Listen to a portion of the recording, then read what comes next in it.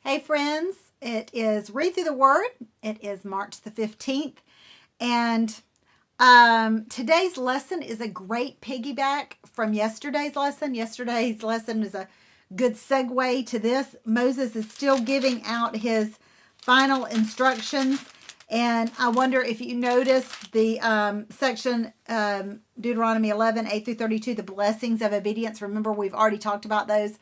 And then they had the section of blessing of obedience and then the curse of disobedience. Did you turn the page and expect to see curse of disobedience repeated? Well, I kind of did too. Even though I've read this many times, I still expected it to be there. But it wasn't. It leads into the Lord's chosen place for worship. And we get some more instructions on working in the place of promise. Remember, we talked about yesterday that we have to work just as hard in a place of promise than as we did when we were in our place of wilderness. Once we get there, we have to be on guard. And these people in the place of promise, in the land of Canaan, they were not friendly to God's people. And they did not worship Yahweh.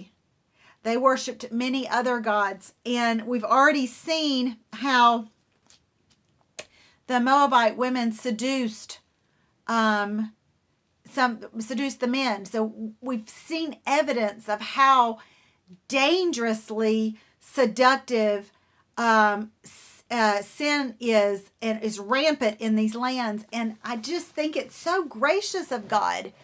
It's so gracious of God to warn them and to remind them of hey, these are the things that you need to continue to do. Once you get there, don't slack off. And isn't that like us in our relationship with the Lord? When things are going well, that we kind of put it in like cruise control, and we just kind of coast. I'm guilty of that at times, and I've told you yesterday that I'm working hard in my place of promise, and seriously, it's been easy and very tempting to hit coast. Because, oh my goodness, it's hard. It's hard. And why did God make it hard? Why did he make it this way? Well, he made it this way for the same reason it was difficult in the wilderness. So that we would continue to turn to him. We would continue to trust him. We would continue to seek him for our protection and our provision.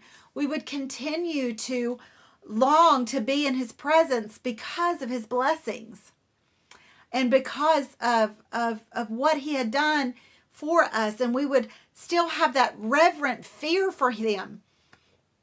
And we wouldn't lean on ourselves, as we talked about in yesterday's lesson. And he's very, very graphic in today's lesson. He says in verse 2, when you drive out the nation. So he's promising them victory. I love that. I love that word when. When you drive out the nations that live there, that's not enough to drive them out. He says, you destroy all the places they worship their gods, high up on the mountains, up on the hills, and under every green bush. Because they felt the higher they could go, the closer they were to their gods. So, don't just fight them down here in the valleys and think that's it. You got to go all the way to the top and you tear them down. He uses words like break and smash and burn and cut down and erase.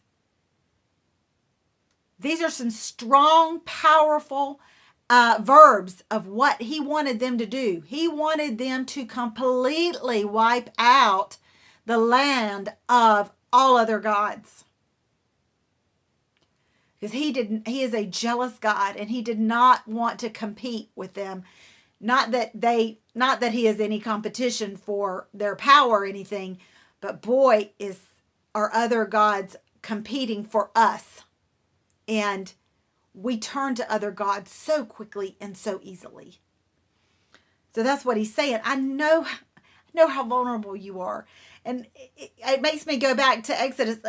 He led them the long way because he knew the weakness that they had, and he knew that they would succumb to battle and would want to run back and to Egypt, and he was right. He was, well, big surprise, right? But he says, you recognize the gods and you recognize and destroy all the idols. Find them, hunt them down, and smash, destroy, burn, cut them down, all of that. And then he says, seek the Lord, your God. Don't stop seeking me. Just because you're there, don't stop looking for me. Seek me. And we know in Deuteronomy, he says, seek me with all of your heart. That's one of the verses. Seek me with all of your heart, soul, and mind, soul, and strength. Then he says, continue later on down. He reminds them, worship is still important. Sacrifice is still important. Tithe is still important. Offerings are still important. All of these things that I taught you and I laid out in the wilderness, they are still important here. They are still important here. They keep you in a right relationship with me. And of course, you keep reading through and constant commands. And he said at the very beginning, the decrees and regulations, you must be careful. There's that word again, careful, to obey them, to obey when you live in the land that the Lord, the God of your ancestors, is giving you. You must obey them as long as you live. So obedience in the place of promise is not an option.